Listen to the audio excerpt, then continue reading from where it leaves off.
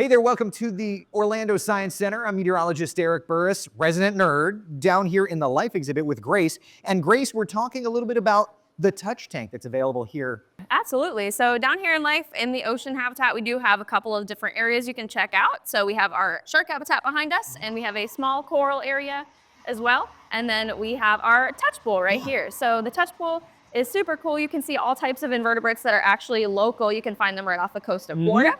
So we have a couple of sea urchins, a slipper lobster, sea cucumbers, sea stars, all that stuff. And then right in front of us, we actually have one of our largest invertebrates, our horseshoe crab. Okay, so let's talk about a horseshoe crab.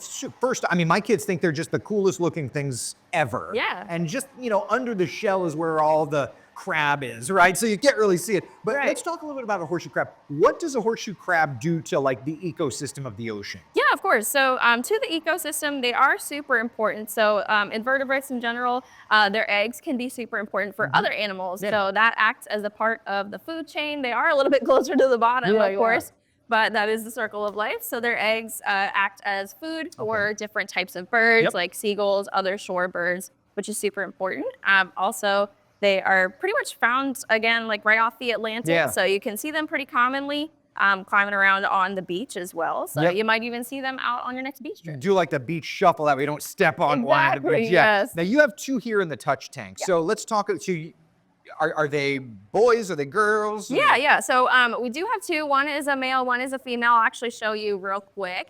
Of course, we don't want to try this when we are touching our animals. We're just going to do 2-finger touch, but I'll just show you guys real quick. So you can actually see they do have 10 legs. Wow, look at that. Yeah, this one is our male right here. So you can kind of tell based off of these 2 front claws. Yeah. So the 2 front claws are going to be a little thicker than the rest of their claws. You can see they're a bit thin on this side and thicker in the front. So that means that they are male, and that helps them to attach to females for mating purposes. Okay, perfect. That makes sense. Sorry, buddy. We'll get you back to sleep. Okay. See in there. It's like he's like, man, I was just trying to catch some Z's over here, right?